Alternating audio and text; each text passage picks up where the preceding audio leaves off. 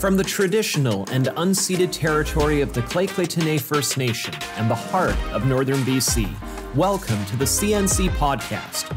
50 years, 100,000 alumni. At CNC, we're learning together, changing lives and creating futures.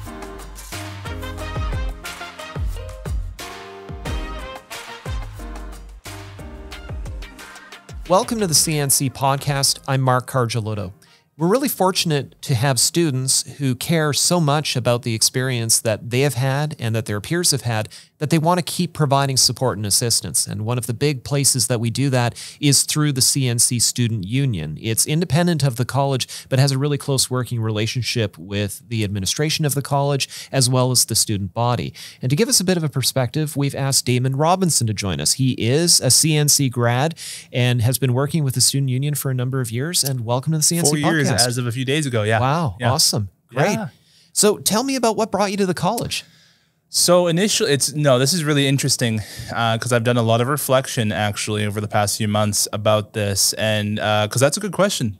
Sometimes I wonder too. Yeah. Because initially I went to college for web and graphic design. That was my primary program that I came here for, and then I ended up going into English classes, and that's kind of where I found my passion for writing.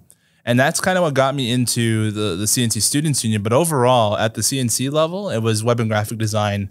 And later on, I actually ended up doing business management as well alongside of it. Were those all fairly natural progressions going through? For me, I think it was. Yeah. I think it was a fairly natural progression. I've always been a computer kid in high school. And then once I got here and started to figure out what I'm actually capable of, like where my skill sets actually lie, I figured communication was a pretty good area for me to go into. So I think the initial plan back in the day anyways, things have changed a little bit now, was to go into marketing essentially.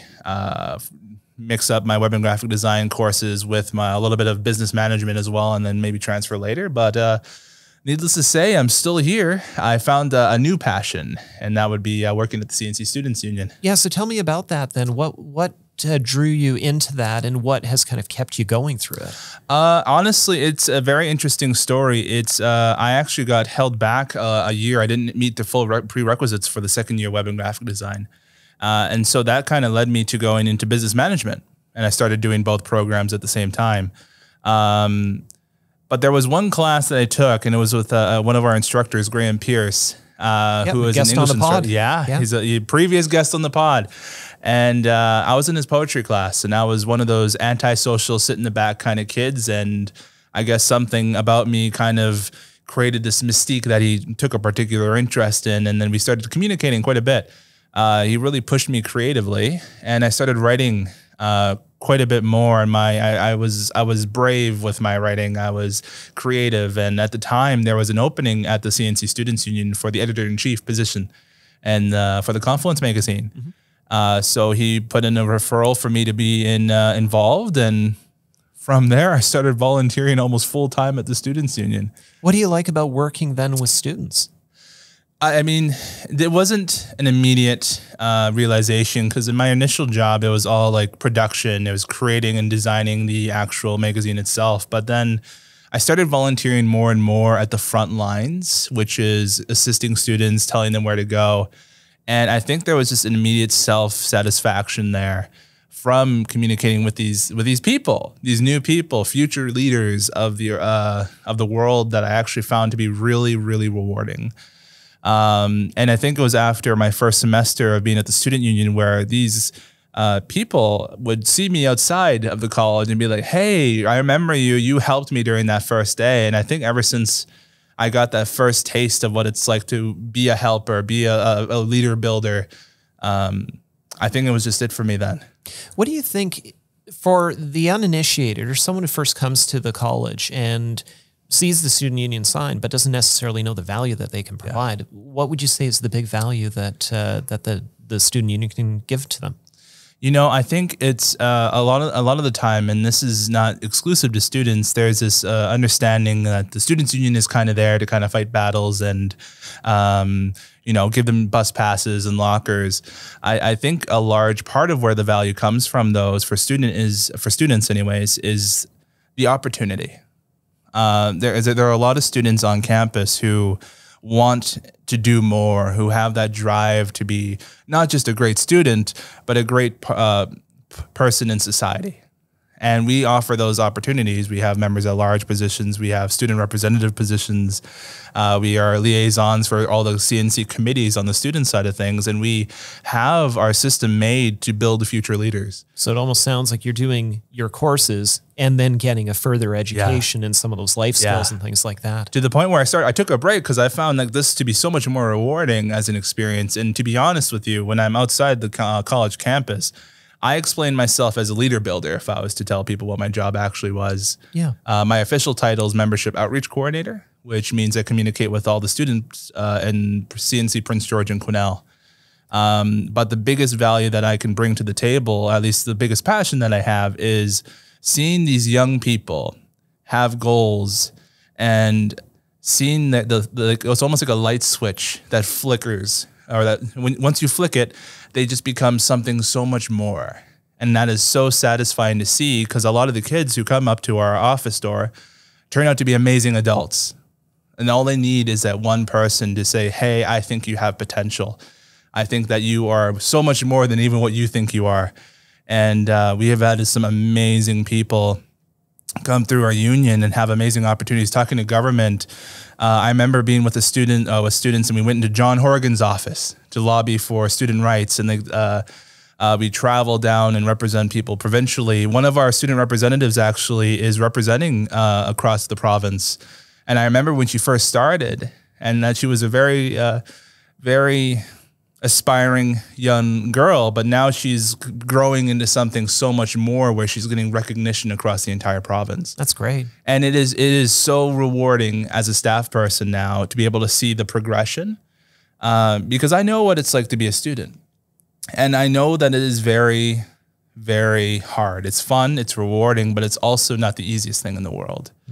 And if there was anything that I can do personally to make things just a little bit easier, whether that be a bus pass or giving you lockers or saying, hey, I think you're really good at what you do, how about I give you the opportunity? All of these things, I think, really fulfill me in a lot of different ways. You talked about how you help, and this is something that other instructors have said, kind of get that light bulb to kick off, or that spark for someone as say they're becoming a leader, or they're learning a new skill, or they're exploring a new concept. The pandemic has been with us for a couple of years now. How do you think that has affected students and their opportunity to even look hopefully towards the future? I actually just wrote an article on this in student apathy, and it was very, for me, I wrote it initially just for myself, because as a membership outreach coordinator, whose job is to communicate with students, I have never been as challenged as I was during the pandemic and when things were in lockdown. Why is that? There was fear.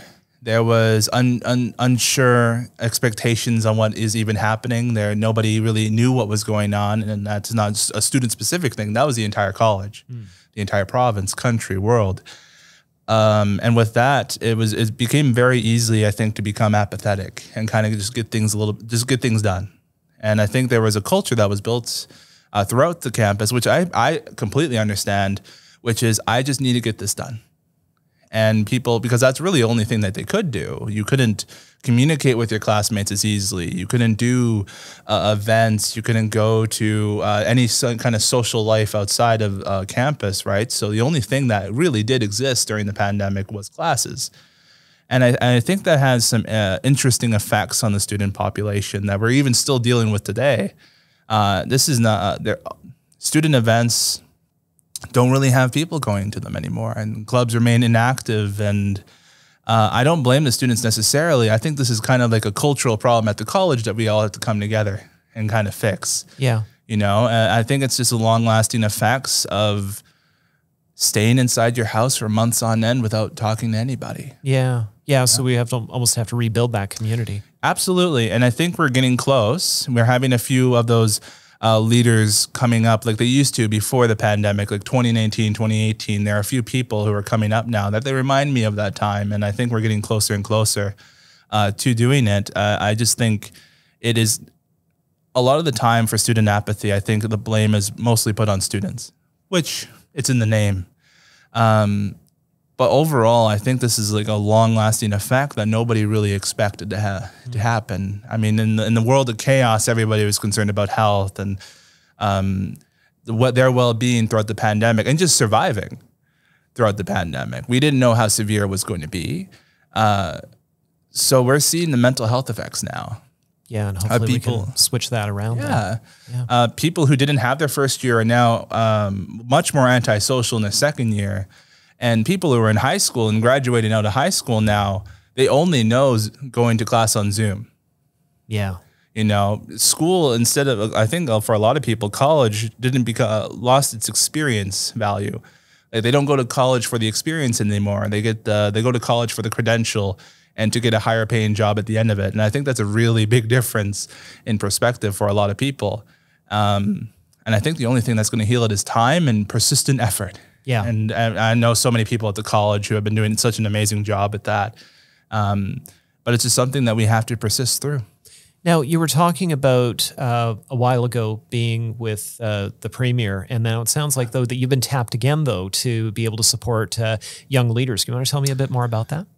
Yes, actually. I was selected in December to be on the StrongerBC Young Leaders Council with another person from Prince George, Prabnor, who's a high school student here. And I was quite admittedly shocked. Yeah, why is that? Well, it's one of those things. I think when you're so involved with things, you don't really realize what you actually have done. And I think for me, just to tell my story a little bit, I have always been what I call a kingmaker. I do my best to make others better. And along the lines, it's a lot more of self-sacrifice than it is individual achievements. I think there has to be a little bit of element of selflessness if you were to work in the Students Union anywho. But when I saw that position open up, it was during, I think, at the right time where I was feeling frustrated and thinking there has to be something that I can actually do here. And I sent in my application actually a day late after the deadline because I was so unsure if I wanted to do it.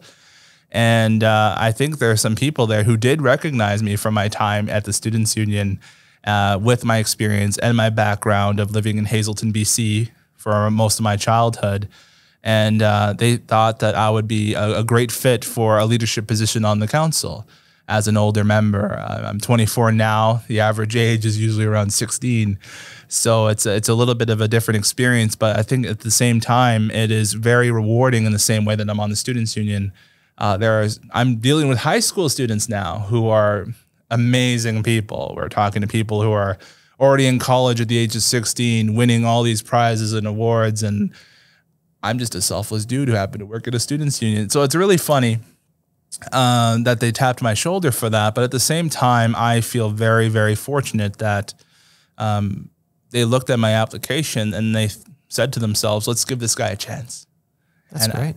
And I think in a lot of ways, I think that's, I'm turning more into a believer in karma kind of thing. And I'm with that motivation now that I got from it, I've been really in gear of seeing what's best in people and giving them the opportunity that they may not think they deserve yet. Well, that's terrific. Yeah. Thank you for your time here today. We're grateful for your service with the Student Union and all the work that's going on with the college and that, and we hope that it continues for many years to come. I appreciate that, Mark. Thanks for having me. Thank you.